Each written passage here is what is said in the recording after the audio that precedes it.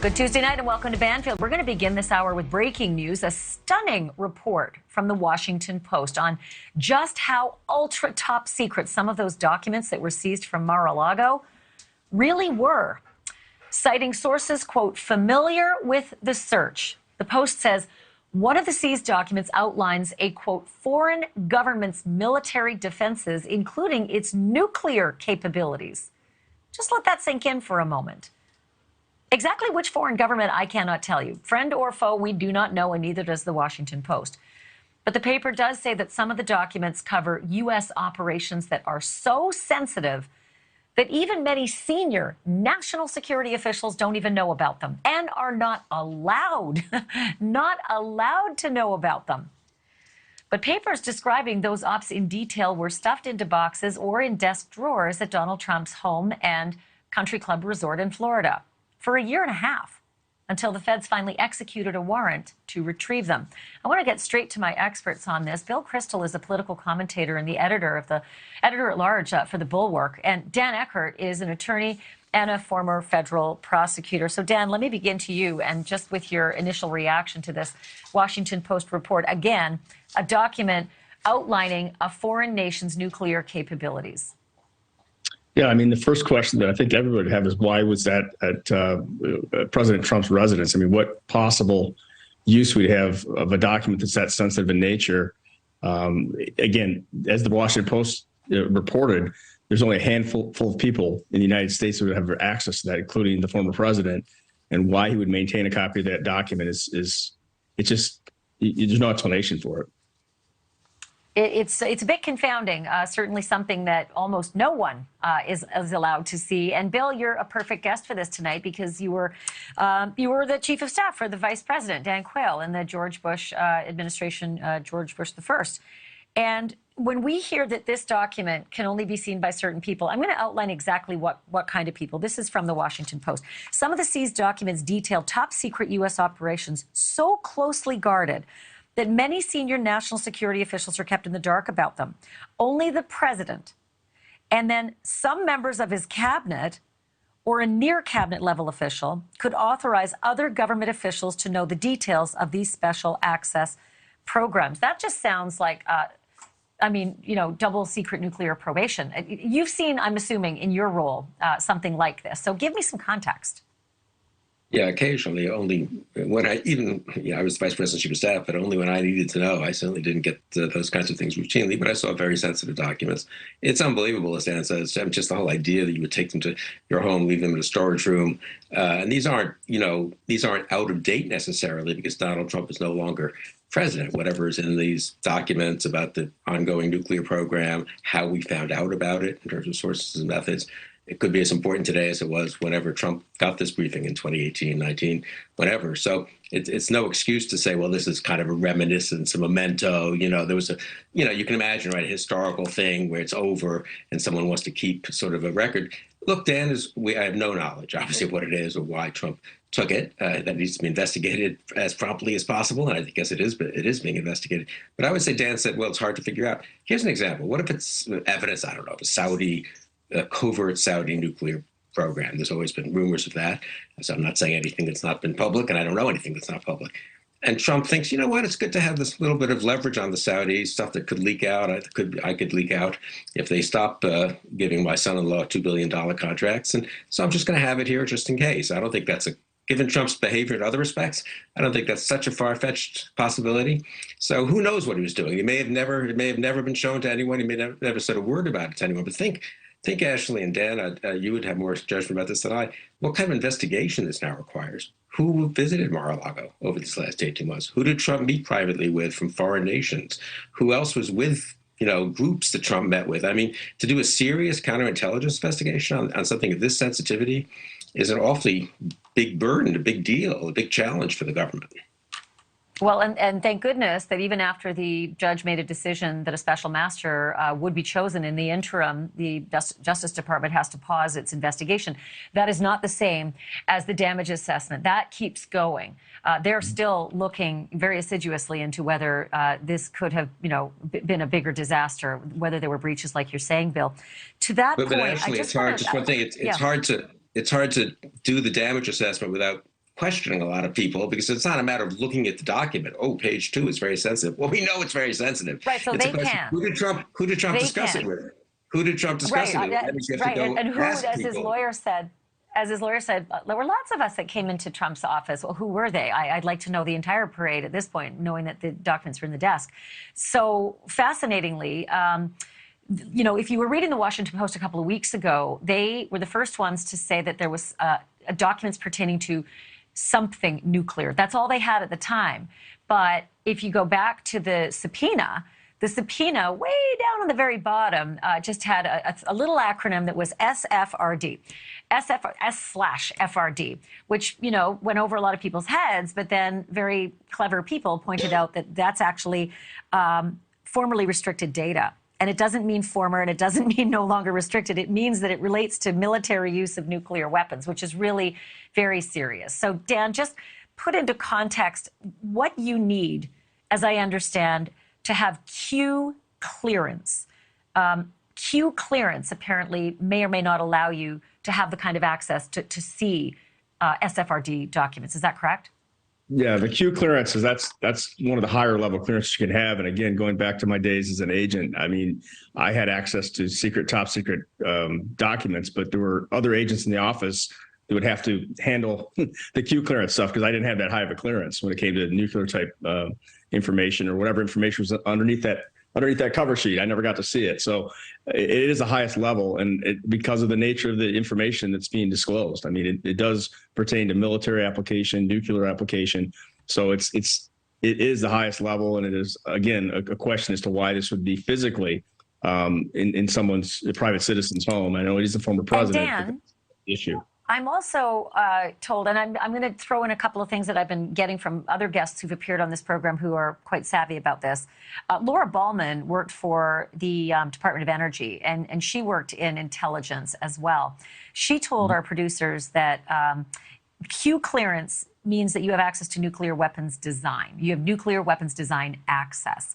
And at the same time, we're also told that, the top secret clearance doesn't even mean that you have access to these documents that we're referring to tonight, that the Washington Post is referring to, are need to know only. So yeah, you got to have the top clearance. You might even have to have Q clearance, but it does not guarantee you an ability to actually access these documents. Does that sound accurate?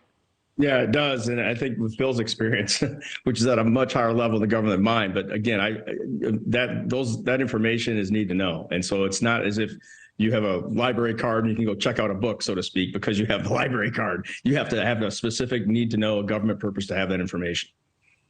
Okay, so Bill, then help me to understand what our allies and what our foes are doing tonight. I mean, we don't know if it's an ally, right? We don't know if it's an enemy. But I assume that all of them will be taking note that, A, we might have to redesign, knowing that America might have, knowledge of our design systems, or the friendlies will be, hopping mad and thinking that's the last we work in concert with the idiot Americans. Well, and hopefully the enemies don't have a way of knowing if it is an enemy or a not entirely friendly nation that we're talking about, of knowing when those documents are from or how President Trump, what's in them, because obviously you could expose agents we have in foreign nations. We could expose technical means of snooping and into foreign nations' nuclear plants and so forth, and nuclear programs. I mean, it's so sensitive. And again, if it really is this kind of document, it sounds like it is. We don't know that, obviously, at this point. But the Post is reporting it. It's not like a normal kind of, this is a sensitive evaluation of some gossip about a foreign leader. Okay, it shouldn't be flying around everywhere. It's unfortunate that that's in the president's residence, but, might have some use for him in a certain way. But it's ultimately, who cares? Not who cares, that's much too strong, but ultimately not the biggest deal in the world. This is super sensitive, and it really could, as you suggested, Ashleigh, disrupt relations and do great damage, really, to the country, I think. When I was reading through the Washington Post piece just before coming on air, I noted that there was a reference to the American design of much of our nuclear capability mirrors what we know about our foreign adversaries, and that, our design is specific to that. Therefore, if they're about to change because they now know that there are these, documents just floating around Florida, we're going to have to do some redesign too. Or, God forbid, before we get to do redesign, if we have to use our capabilities, they may not be adequate, which gives me a bit of a heart flutter. So the next issue is how Donald Trump reacted to the first leak of the information, right? When it became known that there were nuclear documents. We didn't know at that point that they were SFRD. We didn't know anything other than what the Washington Post reported a few weeks ago, that these documents may have pertained to nuclear issues. At that time, the former president went to his Truth Social site, and this is what he posted. He said, quote, "Nuclear weapons issue is a hoax, just like Russia was a hoax. 2 impeachments were a hoax. The Mueller investigation was a hoax, and much, much more. Same sleazy people involved." So this is a little tricky. And Dan, jump in here just with regard to the kinds of leaks that come out of the FBI and the DOJ. It's never good, right? It's never good to hear that there's leaking, but it doesn't mean it's wrong. And I don't know how often leaks have been wrong, but now we have 2, and they align. Yeah, and I think you want to look at the source. I mean, Devlin Barrett with the Post. I mean, I think he's been critical of the Department of Justice and FBI under multiple administrations. He's been doing this for a long time. So he's somebody he's a good reporter. I mean, obviously don't know his source, but leaks are nothing new to this administration. All these administrations have had the same issue. And sometimes the leaks are done by the government themselves, obviously, if they have a certain motive or agenda in a case. It's not necessarily frowned upon, but it does happen. In this case, like you said, I mean, there's been 2 reported instances now. In this one, the documents will speak for themselves. I mean, that's the whole thing. And eventually it'll come to light, and this thing will all be resolved. And we're here speculating tonight, but it'll come to fruition at some point. Yeah, a few weeks and months from now, we'll look back on this show and say, boy, you didn't know anything. So, I mean, I think about that all the time, right? I look back on these shows, and I remember when I heard the name, one Paul Manafort. Okay, so this is something that sort of makes me a little crazy, Bill. And Bill Barr has said a few things in the last few days, and we're going to show you one of the things he said today. But I want to go back to the thing he said last week. He was, very critical of Donald Trump and suggested the DOJ had every right, after exhausting every other effort, to go ahead and execute, a signed warrant from a federal judge. Now he's talking about fitness for office, saying that he doesn't think that even the taking of the documents is as serious as the magical wave of a wand to declassify things like we're talking about tonight. Meaning, he said, if you're going to wave a magical wand and not tell anybody about it and take these documents to the country club, that demonstrates an abhorrent and bizarre, lack of judgment. Regardless of taking the documents, just deciding unilaterally that none of these matter or matters. What are your thoughts about that? No, I think that's a good point. I mean, this notion that it's a defense to say he just declassified everything he took. Okay, so now their position is that it was appropriate to declassify these particular documents that are being reported about. It's on its face utterly ludicrous, and therefore it shows how much they were just throwing out any random argument they could find quickly to try to defend what's indefensible, honestly, which is the president, a former president, a private citizen, having these documents he shouldn't have, whether they're just secret and sort of sensitive, or whether they're top secret, or whether they're in this category, which is really amazing. I just want to emphasize, and I again, Dan can correct this, if this were in my house, I inadvertently or somehow, and someone says, Kristol seems to have some stuff there, and the FBI came and found it, what would happen? The house would be shut down. I would be taken somewhere to be interrogated with a lawyer, I suppose, to be asked some questions. They would interrogate me about everyone who's been in did I show it to anyone? Did I discuss it with anyone? They would question everyone on my business partner. I mean, they would this is such a, dangerous breach that they really need to know who we talked to about this, if anyone. Who have you met with in the last year, and if I cooperated, maybe I'd get a slightly lower sentence. They're not doing that with Trump for all kinds of obvious reasons. But again, it really brings to light, I think, when you think about it for 5 seconds, just about how this kind of investigation would normally work on documents of this sensitivity, how much, in a way, with kid gloves, the former president's being handled, not the opposite. Well, and maybe that's why the federal judge made the decision she did. yesterday, and that is to say, this is so unprecedented. I'm going to make an unprecedented ruling, and that is for unbelievable clarity. Even if you disagree with me, what's the harm in a special master? For heaven's sake, it's an independent person who's just going to give another layer of clarity to all of this, and maybe that's why she did what she did.